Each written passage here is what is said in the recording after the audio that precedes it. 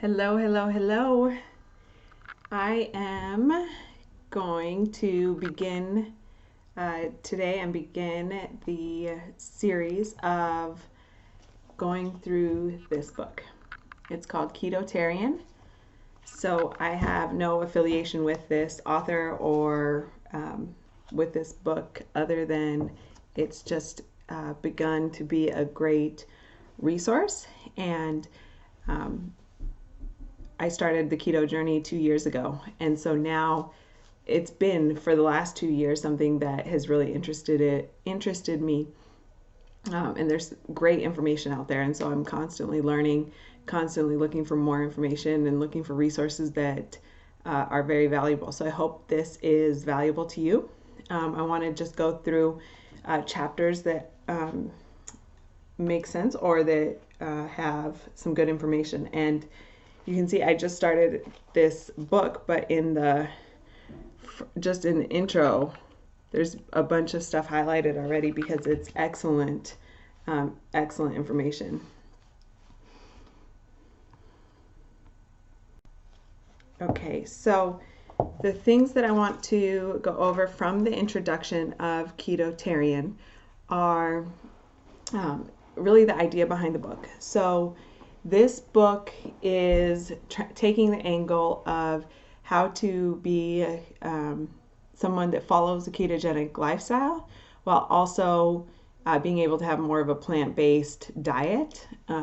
Definitely something that is it sounds more difficult to do than the traditional ketogenic diet that uses meat to help get your fats in. But because of that, I wanted to know how to do it with plants. So a couple things that he talks about in the beginning of the book is one sentence says, "Let's get healthy to lose weight instead of trying to lose weight to get healthy. Sustainable weight loss should be a natural byproduct of regained, radiant health." And that's been really true in our experience, in both my husband and I's experience, because I started the keto diet to lose weight, but I didn't start it knowing what I was doing. I had no idea that I was starting the keto diet. I just knew that I was cutting carbs. But the whole purpose was to lose weight. And then as soon as I started to see the effects on the rest of my body and brain, that's when the research began. And that's when all of a sudden I needed to learn more and more and more about this and what food actually does to our insides. And at that point, the weight loss really did become secondary. Like, it was great that I was losing weight, but it became secondary. And then when I got to a certain point, it's like the weight loss kind of plateaued, but I wasn't trying to lose any more weight. It really got to where my body was like where it was supposed to be, you know? So I keep going. He says, the ketogenic diet promises to shift your metabolism into a fat-burning powerhouse, allowing you to lose stubborn weight that you may have been holding on to for years. This diet promotes not only weight loss, but also a way to improve your brain function and decrease chronic inflammation. So inflammation is a big issue that a lot of people, especially American diet followers, have throughout our body. And one thing that was apparent to me when I got going was that I read something about gluten, and it seemed like going gluten-free was a fad for a while, right? And everybody was going gluten-free, or, oh, I have this gluten sensitivity. But I didn't really know what that meant. I understood it to a certain degree. You get stomach aches after you eat gluten, after you consume something with gluten in it. But then I think it was in the Grain Brain book, Dr. Perlmutter talks about how 98% of people actually have a gluten intolerance. We just don't know it. And intolerance can show up in many different forms. So it's very easy to associate a stomach ache after you eat with food, right? So if every time you eat gluten, you have a stomach ache, well, then take gluten out and see if that does it for you. But what he said is that gluten actually causes inflammation throughout your body. And so these other symptoms, you wouldn't necessarily intuitively connect to food. So if you have a headache, you might not say that happened because of food you consumed. Or, if you have joint pain, it's inflammation. But the inflammation, we're not associating directly with food, but that's what it's being caused by. So I found that to be really interesting, and something I've heard from quite a few people in doing the keto diet and following this lifestyle is that immediately after they lose weight, their joint pain and their knee pain and other parts of their body where they had inflammation is gone away. And that's partially because the weight they're carrying around is less, but also because the inflammation is a lot less. As far as keto goes, keto is very high on fat, as far like the definition of the keto lifestyle or the keto diet.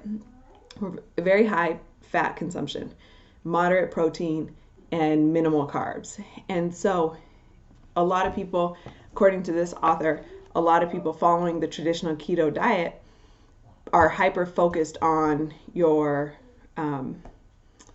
macronutrients, right? Because that's what matters.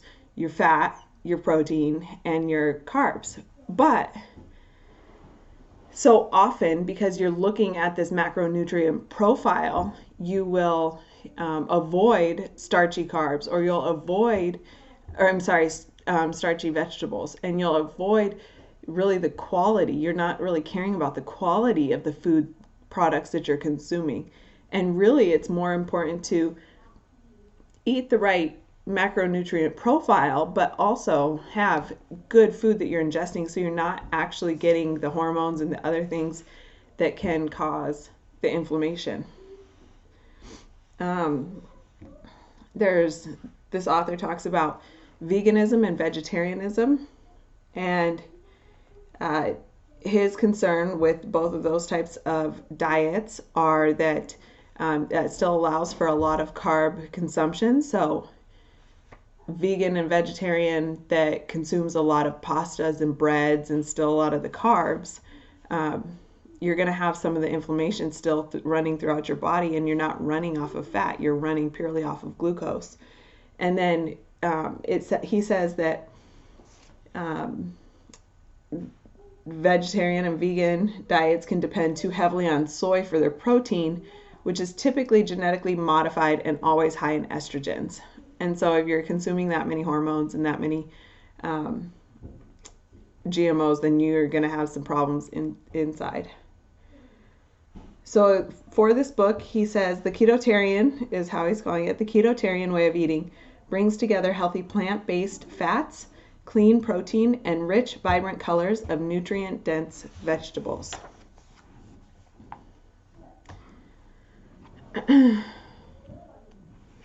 So he continues and talks about inflammation in here. And this part is just, it's incredible. What your food does to your body is incredible. So then we go into brain and mental conditions and how your food can affect you. So he says, depression, which is now believed to be an inflammatory condition, is the leading cause of disability worldwide. So this is a hard pill to swallow, because so many of us have been taught and have experienced depression in a point where we feel like it's a disease that we were gifted by our parents, right? By our genes, that's what we have. Yes, there's environmental depression. Yes, there's conditional depression. But then there's also this other type of depression where it's like, oh, well, just because these are your genes, you have it, that's what it is. And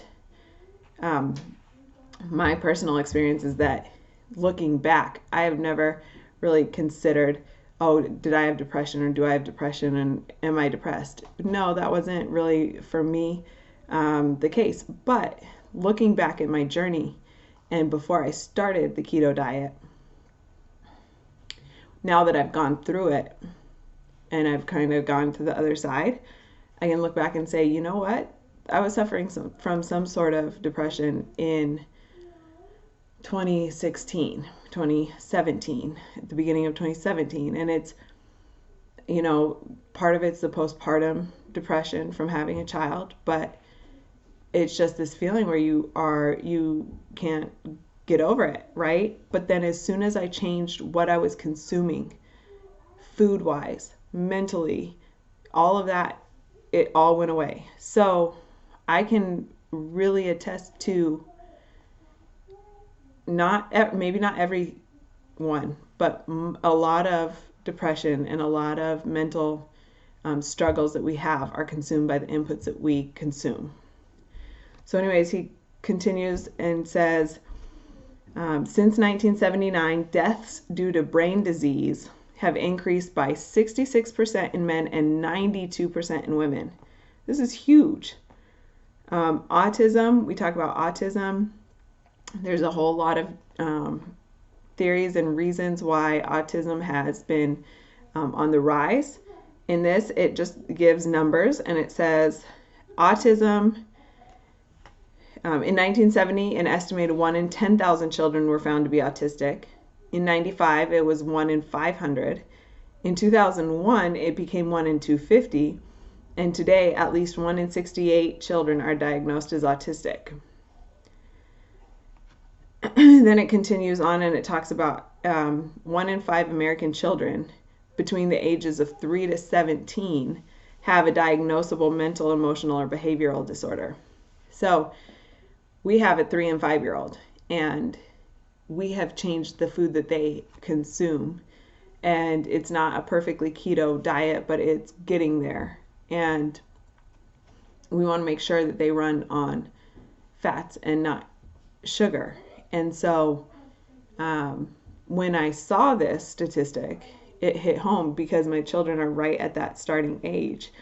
And I thought, man, I can look at other children in those same age ranges and how they behave and how my children behave when they're running on sugar and when they're running on just pure pastas and pure breads and all of that. They're just running on glucose. It's a drug. And so there's no surprise. Why would they not have depression? Why would they not have mental disorders? Why would they not have brain inflammation and body inflammation just because they're children eating that food? So that's a big reason for us why we are choosing to change the diet of our children. We're taught to, in the U.S., we have a great healthcare system, right? We're the most advanced country. We have access to healthcare for every condition that you could possibly have. But we spend a ton of money on it. So there was a report that compared the U.S. life expectancy with that of 35 other countries. Despite spending more on healthcare per capita, the U.S. ranked 27th against comparable nations. So we're spending all this money on our healthcare, but we're not actually treating the problem. And so that's causing us to still be 27th out of 35, which is not very good.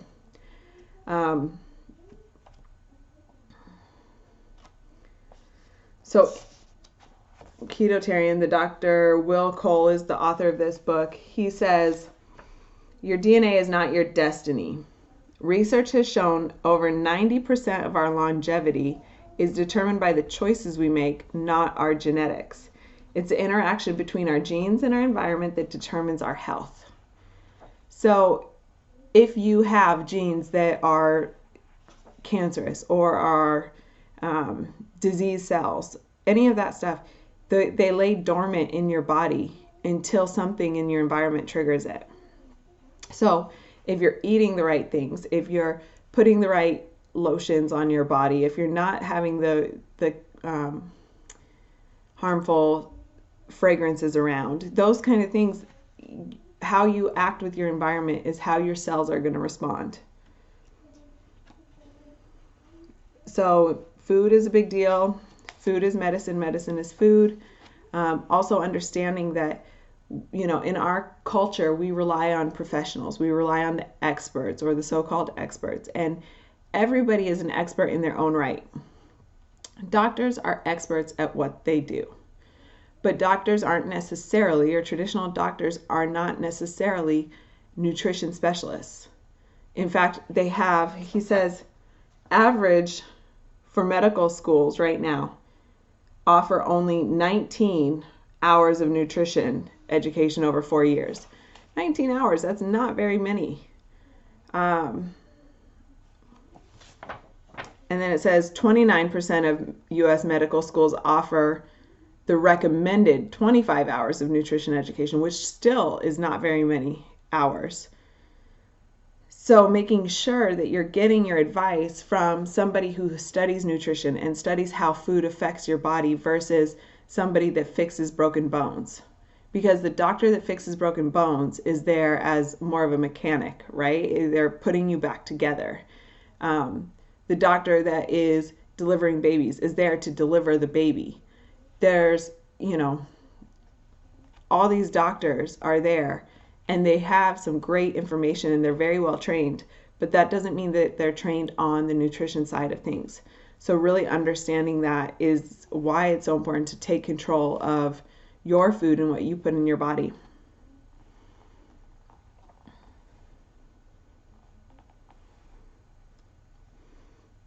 Dr. Cole says the most common source of the chronic inflammation we see today is the foods we eat, namely sugar, foods that turn into sugar, namely processed, refined carbohydrates.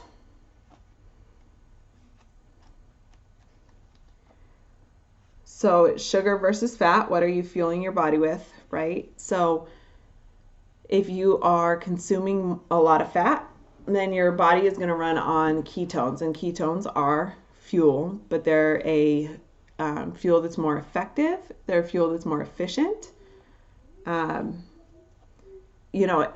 So this was another thing that hit home for Drew and I is that, okay, so we're pregnant, right? We're pregnant with our third baby, and we feed our children, we breastfeed, and we breastfed the first two. We plan to breastfeed the third one.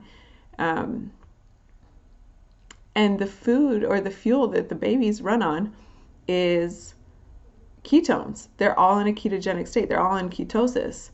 And it's because they're taking the fat from the breast milk, and that's what they're consuming. So nature knows exactly what you need. It's only when we get to formulas and solid food that we transition our children, our babies, to be glucose burning babies and people. The most sustainable form of energy for optimal brain health is good fat.